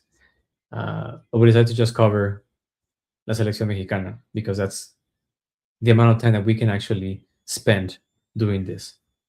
But when we left the USMNT behind, or at least we were not covering a lot of it anymore, the USMNT back then, in paper, looked as a stronger team than Mexico. And all how the tails have turned because we all thought that Mauricio Pochettino was a better option than Javier Vasco Aguirre. All things considered, right? A more successful manager than Javier Aguirre, even though Javier Aguirre has a very interesting and solid career as a coach. But Pochettino has coached at the highest level by just being part of the Premier League with even if it was with Hotspurs Tottenham, which is a arguably not great team. But I digress. The USMNT a year and a half ago looked way better than Mexico in all aspects. Stronger pool of players, higher ceiling of talent, better coach, and just overall, like their players were constantly featuring on top teams, on the top leagues, participating in Champions League consecutively every single year, pushing out more players into Europe on different levels, right? Championship level, Bundesliga 2, Eredivisie, Belgium, lower leagues in Europe, and every so often sprinkling one American player on the EPL, two in Serie, a lot of in Serie A actually, a bunch of in Serie A, one or two on La Liga, here and there, right? Here we go, Mexico. Chino Huerta. Oh, pendejo. Upside. It was upside, anyways. But now, a year and a half from further, or I guess ahead today, Mexico is looking like it's going to the World Cup with a more solid basis than the USMNT, right? Like the USMNT thought they had left behind all the freaking drama with Berhalter and Gio Reyna and whatnot, and Mexico was crumbling down. And now it looks like Mexico, it's putting together an arguably competitive team, finding themselves to have a defined strategy as to how to approach the games, and at least have some identity that they had lost over the last 5 years or so with El Tata Mezquino, Jimmy Lozano, and Diego Coca, right? And now the team who feels a little lost and that is not necessarily following the footsteps that we all thought they were going to follow is the USMNT with with a lot of like drama between Pochettino and the players, with some other stars falling in form at the worst time possible, like Christian Pulisic, where he had a very strong start of the season with Milan, and at the end of 2025 and even early 2026, arguably perhaps one of the best players in Serie A, and he ended the year with a very disappointing form with AC Milan. Um, McKinney having some strong displays with Juventus, but I think his issue is not necessarily that he doesn't play, is that he just can't stay in great shape, right? I mean, he isn't the the most in shape player out of the entire roster. I mean, you can tell that the guy really enjoys his life, which I guess power to him, right? But if you're gonna be competing at the highest level, you might as well take care of yourself and be in better shape, right? I'm not. Don't say that I'm, fat shaming people because I'm not. All I'm saying is, if you are aspiring to be a strong, which I think he is a very good soccer or football player, not soccer player. Um, but if you want to get to the next level, that's that's a very low hanging fruit that you can actually, you know, tackle and have a lot of impact on your game. But yeah, and now Mexico is getting some other, stars who were allegedly getting, going to be on their peak on this World Cup, coming back like Luis Chavez and finding solutions for the gaps that we thought we were going to have given the very reduced pool of players that Mexico has available to choose from, right? But players like Eric Lira, like Mateo Chavez, um, like Gilberto Mora coming from out of nowhere. Honestly, I don't think. I mean, whoever tells you that they've been following Gilberto Mora for the longest is lying, dude. Unless you're a diehard Cholos de Tijuana fan, I don't think you know who Gilberto Mora was until he made his first debut with Cholos de Tijuana at 15 years, becoming the youngest Liga MX player ever to debut, right? Um, Before that, no one knew, no one must have known Gilberto Mora, which is fine because he was an academy player. Like, you have to be a hardcore fan to know academy players. But him, Julian Quillones has stepped up. Brian Gutierrez also came into the mix. Obed Vargas. I mean, there's been few names on the list that they have raised their hand and raised up to the challenge, right? And made us feel that we don't really need to rely a lot on Edson Alvarez, on Luis Chavez, on Emochoa, on all of those players who are like, still a relic of a very not so long ago past. And to see Jesus Gallardo always being a reliable player for La Selección Mexicana and having a second win at Toluca was also refreshing. So I think I was just thinking about it, yesterday, and I was mulling it over, and I was like, hey, it's interesting how, from a Mexican national team fan perspective, a year and a half ago, it was all dire and doom and gloom, and the USMNT was on the up, and now it just feels like the USMNT is more disjointed, even after Berhalter left, and not necessarily on the top of their game for this World Cup. And Mexico sure feels slightly more cohesive and less dramatic as the USMNT right now. Granted, there's definitely a lot of things to improve, right? And the fact that, for example, you don't have Julian Araujo available, Rodrigo Huescas available, you don't have okay, last free kick, or sorry, corner kick of this game. 5 minutes added, 95 minute already, 95th minute already. Um, but yes, I was saying, you know, losing Marcel Ruiz, losing some of your key players, or youngsters who are on the up and coming, definitely hinders your ability. Uh, okay, game is over. Game is over. Mexico won. Listen, guys, I'm gonna be here for a couple more minutes just to do my review of the game, at least the half of that I watched, right? Because again, as I said, if you came into the stream late in the game, um, I was watching Toluca against Tigres on the CONCACAF Champions Cup final, where the Tigres lost on penalties. I don't want to talk about that. Um, all right, I mean the goal came on a corner kick set piece. Interesting against Australia. That's actually not bad. I'll give him that. That's actually very good, very strong. Um, so I couldn't catch a good glimpse of the first half because I was trying to watch both games at the same time. But for whatever reason, the web app of VIX, which is the streaming service that I use to watch La Selección Mexicana and La CONCACAF, was freezing every single time I refresh it on my laptop, and then I was using my iPad to watch the other game, right? And so I had the Mexico game on my screen in front of me right here, but it froze every single 5 minutes, and then I had on my iPad the Toluca Tigres game, and so I was unable to completely follow the game from Mexico.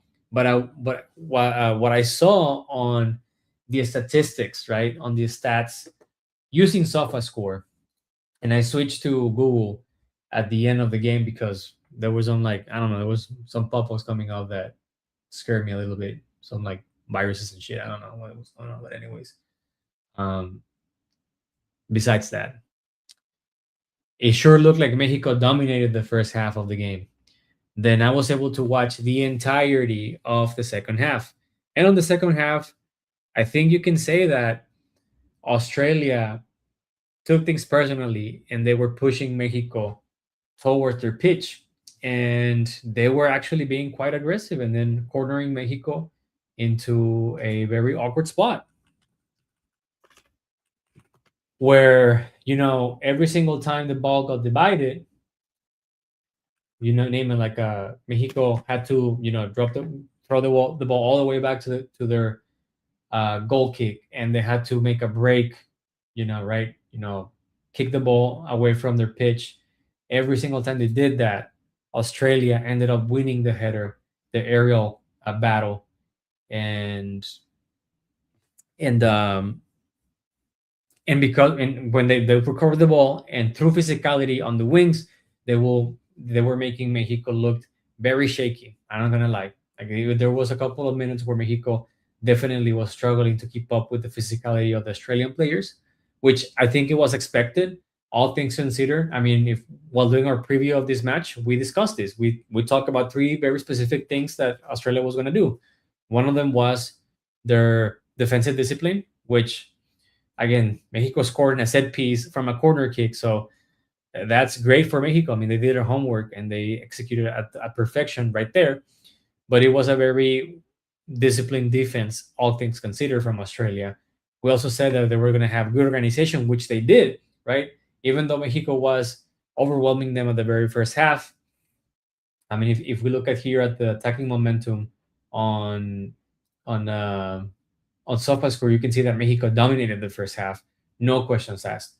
And then on the second half, at least the first half of the second half, Australia was the dominant side, and then Mexico leveled things out, and it evened out. I would say like Mexico became a little stronger, even out the playing field, and then Australia ended up being a little more dangerous towards the end of the match, as you can see here. And I agree.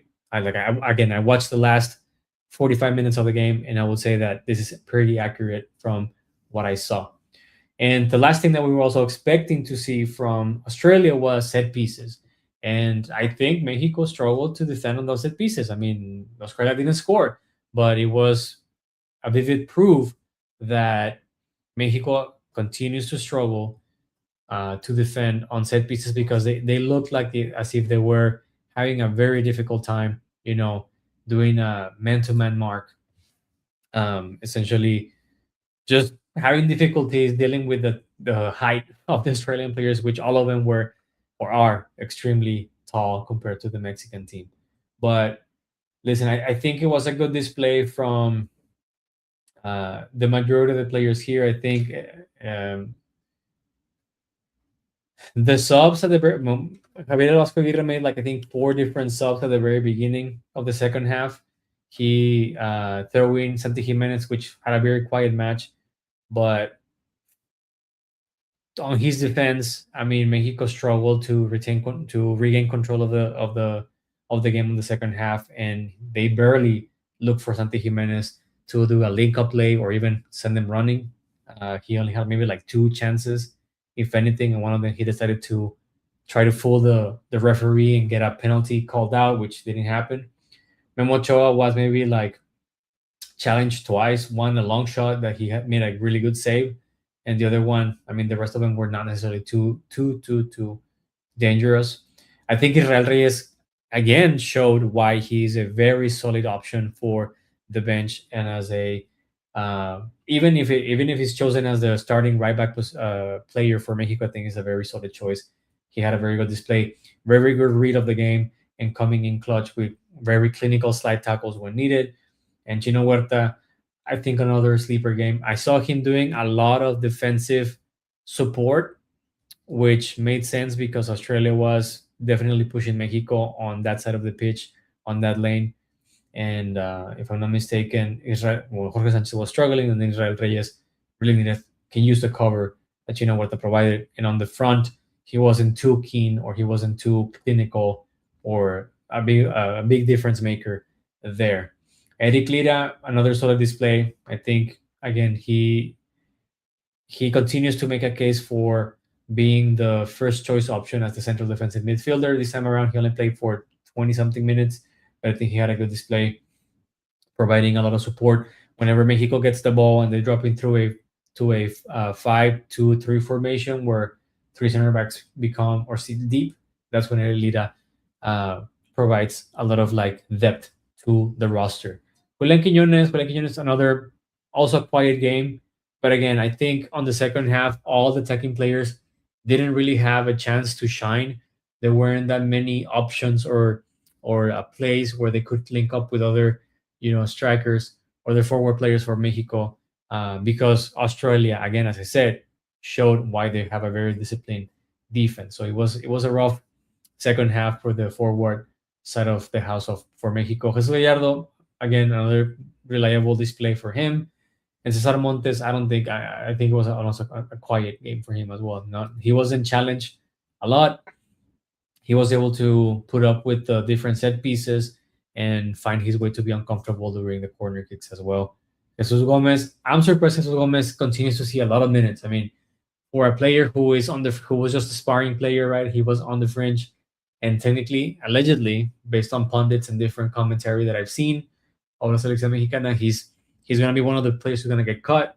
But he got a lot of minutes against Ghana, and he got at least 20 something minutes on this match against Australia. So unless El Vasco Aguirre wanted to give rest to Johan Vasquez for like 20 something minutes, that makes sense. But otherwise, why would you make him play a lot of minutes if you're not gonna take him to the World Cup? So maybe he might be the surprise. But if he's gonna be the surprise, who's not gonna make it on this list? Obed Vargas, very few minutes for him to make a stronger case for himself or shine on this match.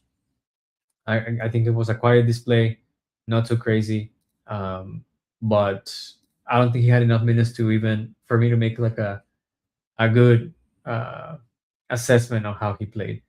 As I said, it's good to see Luis Chavez getting more minutes with la selección mexicana. He is definitely going to find himself in the roster of this World Cup, mainly because Mexico lacks um, creativeness on that side of the pitch or on that specific area of the pitch. And the fact that Marcel Ruiz is out due to an injury or for not being 100% fit for la selección mexicana, Luis Chavez will make it to the World Cup. Álvaro Fidalgo, another very quiet display from the Spaniard, but it isn't like Gilberto Mora did way more than he did. I think uh, again, I didn't see the first half, so I couldn't tell exactly how good he did on the first half. But based on how much more activity on the forward side of Mexico we saw, I'm gonna say that he had a decent display. But Gilberto Mora played for 30 something minutes, and I didn't see a lot of good things out of him. Not like what we saw against Ghana, but Ghana is not a good parameter because it was mainly an under 23 side that Mexico faced. And then Monte Martinez again, I think he had one of the lowest ratings along with Orbelin Pineda from SofaScore, as you can see here. They got 6.4. So it tells to me that even though Mexico was on the attacking front on the first half, it tells me that they were not impactful in any way whatsoever. So again, as I was saying, Mexico has had some decent, solid displays. Granted, taking consideration the opposition that we've seen, um, you expected Mexico to have a rough game today and come victorious, and they did by the minimum, which I was expecting a solid. I said it was going to be a 1-0 win with a Santi Jimenez goal, but it was a 1-0 win with a Johan Vasquez goal. So I'll take that. I was expecting a challenge from Australia, a close match, 1-0, 2-1, or even a 0-0. I think would have been a safe bet here on this friendly game. Listen, guys, I am going to sign off because it sucks that Tigres didn't make it to. They lost the final. They're not gonna make it this time to the Club World Cup. And I mean, Mexico had a very had a good display against Australia. Yes, there's definitely areas of opportunities to improve on.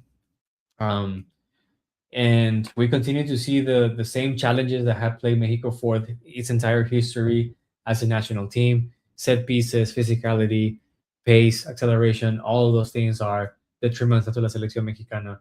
But I think all in all, it was a good game for them to prep and gear up for the opening match against South Africa. If we want to make an assessment on these last two matches against Ghana and Australia, if you look at it just on paper, right, you see an African team, you see an Asian team, right? Because even though Australia is not on the Asian continent, they qualified through the Asian Confederation, so they're technically speaking, an Asian team, right? Or at least they come from the from the Asian Confederation or Federation, right? And then you're going to be facing Serbia, who is by all means an East European team. So that means that if you look at, if you take things by face value, Mexico is facing an African team, an Asian team, and a European team, which are arguably a good representation of what South Africa, South Korea, and Czechia will represent, right? Unfortunately, the Ghana game was kind of a mutt. It was kind of I'm not gonna say useless because there's always good things you can take from it, but it wasn't a good representation as to what to expect versus a very physical and talented African team, right? Because if they would have brought their A team with Semenyo and the likes, Iñaki Williams and whatnot, I think it would have been different for Mexico, but that wasn't the case. So I don't think it's a good parameter. But this Australian game was definitely a strong wall for Mexico to face, a good obstacle before the World Cup. Because again, if we take things from face value, sure, like the easy analysis will be, hey, Mexico is playing against teams that will resemble what they'll see in the group stage. But Australia is a double-edged sword because they have the physicality and the discipline and the defensive discipline and organization like the South African team, right? South African team has a coach. I can't remember the name of the coach, but he made the basis of the national team from the Mamelodi Sundowns, which are the best team, arguably, in South Africa, maybe from Africa as of right now. And so they know each other. They have a lot of good chemistry, and they have that defensive discipline and the organization they look for, right? And they also have the physicality. We just gotta say it. But Australia is also a good set piece challenge for Mexico, and this is interesting because Czechia is a strong set piece team as well. So if the Ghana team wasn't a good example or a good obstacle or a good middle of the road stop for Mexico, Australia definitely proved to be a more difficult opposition and one that Mexico can definitely use to learn and adapt to what they might see against South Africa and the Czech Republic. Because the South African game is definitely important, right? because it's the opening match, and you want to make sure that it's a huge party and also a strong win for Mexico. So they kick off things on the right with the right foot. And the Czech Republic game, if I'm not mistaken, is the last game of the group stage. And if Mexico hasn't qualified yet by then this becomes a very high stakes game for Mexico. Not only because of the possibility of moving into the next round of the World Cup, but also are they going to classify on as first seeded or second seeded or third seeded? Remember that this World Cup now expanded the number of national teams participating.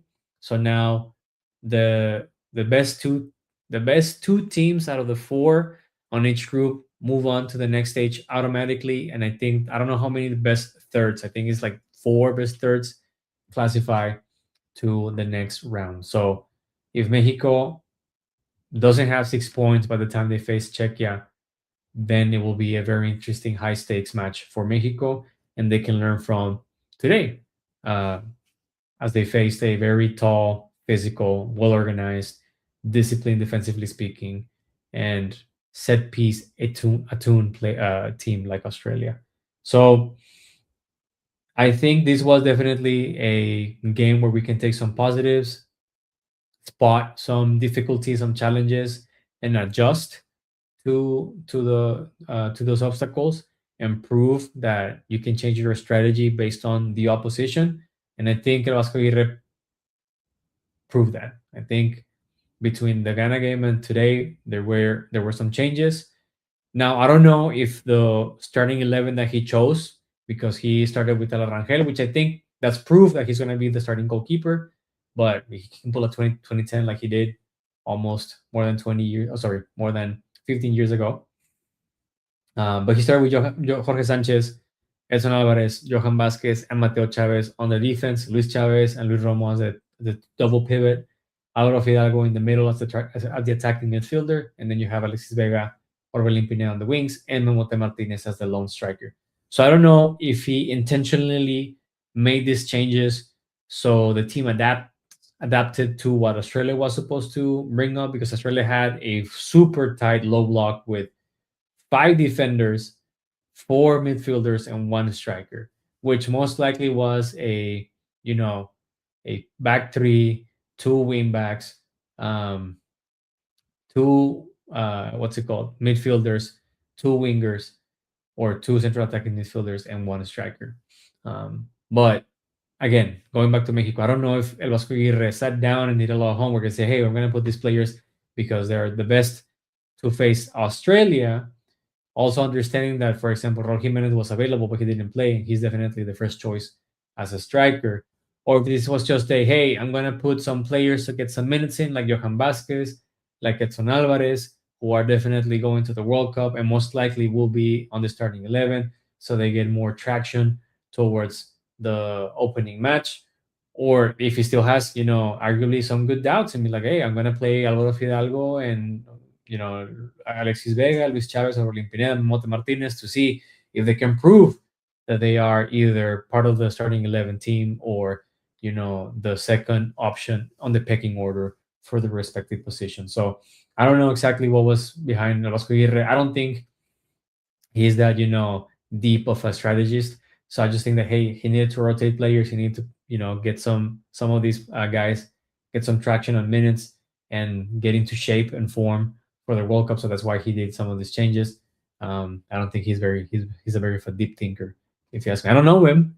I think he might be a great guy. He might be very very philosophical and deep thinker, but uh, I I don't really think he sits down and thinks that profoundly of the lineups and the different strategies that he's going to implement. He sticks to what he knows, what has worked for him so far, and just tries to make it slightly better here and there with different individualities. But yeah, man, and that's it. That's my review of the match. Thank you for tuning in today. Uh, I think the highest number of viewers that we had was maybe like four. At some point in time, there was one. Whoever you are that's still here watching after 99 minutes, I highly appreciate it. And yeah, I mean, thank you so much. This will be uploaded to the channel, and I'll see you on the next one. We're gonna be making, of course, a reaction video to the 26-man roster drop that is gonna happen tomorrow, I believe. So we're gonna come up with one video like that. We're gonna do a preview on the Serbia game. We're gonna do a watch along as well, and we're also gonna do a prediction video of how far or how deep of a run will Mexico make on this World Cup. And then, of course, keep on tuning into Puro Pinche Gol, guys. We're gonna keep on doing watch-alongs, reaction videos to the games of Mexico, you name it. Maybe we'll sneak a small commentary or a small, small something on as like a blog or whatever. I don't know, man. I have so many ideas. I'm a little bummed that Tigres lost, so I'm just calling it a day, guys. Thank you for joining me today, and deuces. Puro pinche volado.